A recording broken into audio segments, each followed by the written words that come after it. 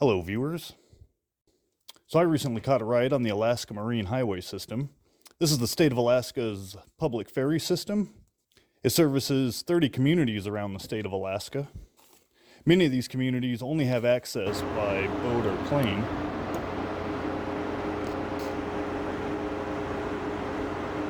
I caught the ferry in Haines with a 10:30 p.m. departure time.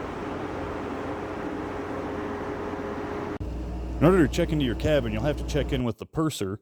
It's located in the main lobby at the aft of the main passenger deck. Here's a shot of Haines at night, just after departure. It's always a good idea when checking onto a ship to take a short walk around the deck and learn where your exits are.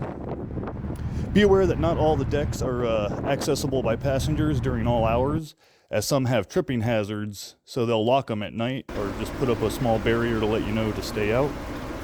And with any cruise of this nature, there's off-limits areas, and the car deck is only available during designated periods.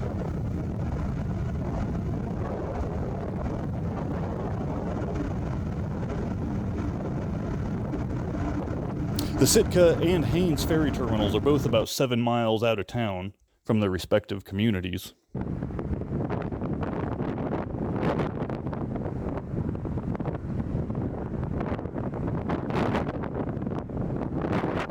The Alaska Marine Highway System was founded in 1948 in Haines, Alaska. It was originally the Chilkoot Motorship Lines Company. It was sold to the Territory of Alaska in 1951. And with statehood in 1959, one of the first acts to be passed was the Ferry Transportation Act to expand the fleet services to the communities.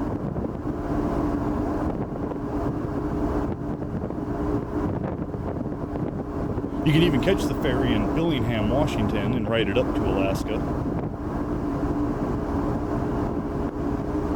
Every year, the Alaska Marine Highway services about 400,000 riders and a little over 100,000 vehicles. For this trip, I'm on the MV Columbia, which set sail in 1973. It's the largest ship in the fleet, carrying 499 passengers and 133 vehicles. There's observation lounges, a solarium with heated lamps in case you don't have a cabin, you can sleep there. There's also numerous lounges and cafes around the ship, as well as a restaurant in the back. The food was pretty good at both the cafe and the restaurant. There's a movie lounge with reclining chairs where you often find people napping, and there's a small kids' room around the corner.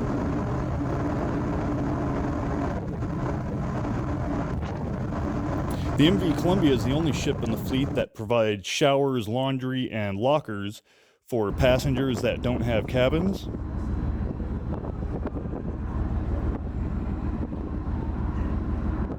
It's not uncommon to find people camping in tents on the deck of the ship. Not everybody can afford a cabin, and there's not always a cabin available.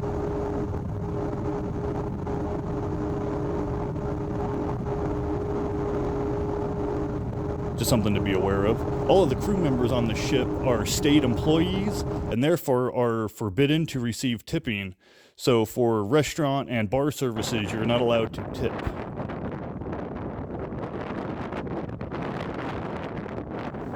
Most sightseers on the ship hung out in the solarium because of its heated lights, but I found myself on the aft lower deck below the restaurant as there was far fewer people there.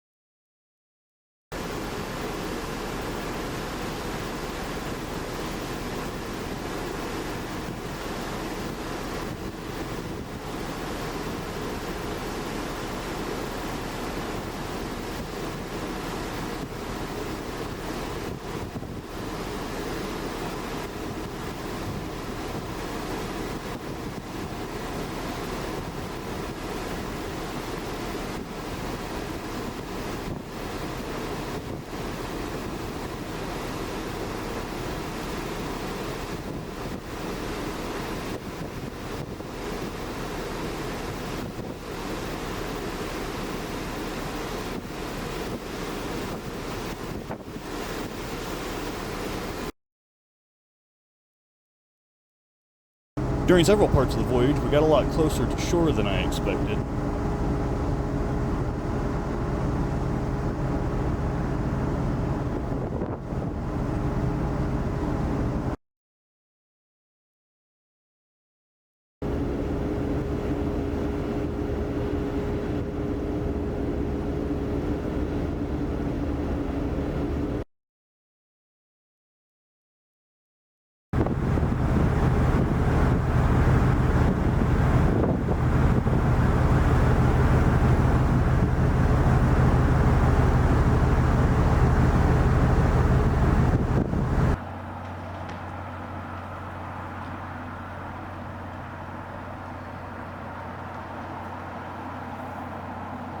When I rolled off the ferry in Sitka, I went right to work, and we worked pretty much sunrise to sunset at the Starry Gavin campground in the Tungus forest.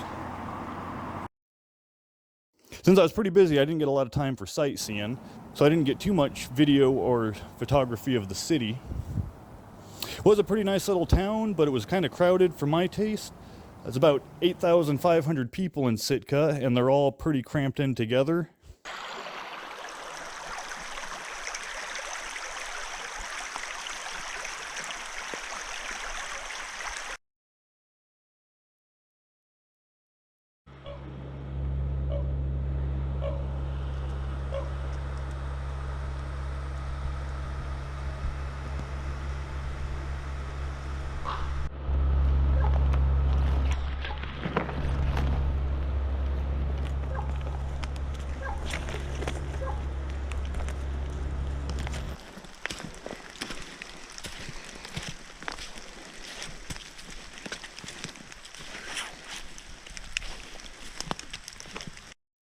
In the evenings, I found myself at Swan Lake Park, just around the corner from the hotel.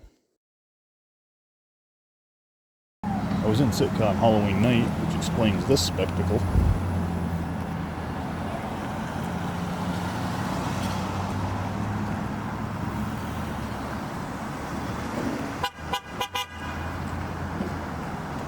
It pretty much rained the whole time I was in Sitka. Although on the last day in town, we did get some sunlight. All in all, this was a pretty incredible trip through Canada and then on the Alaska Marine Highway system. I've lived in Alaska my entire life, and this is the first time I've gotten to ride one of the state ferries. So that's my video for this week. I hope you like what you see. Until next time.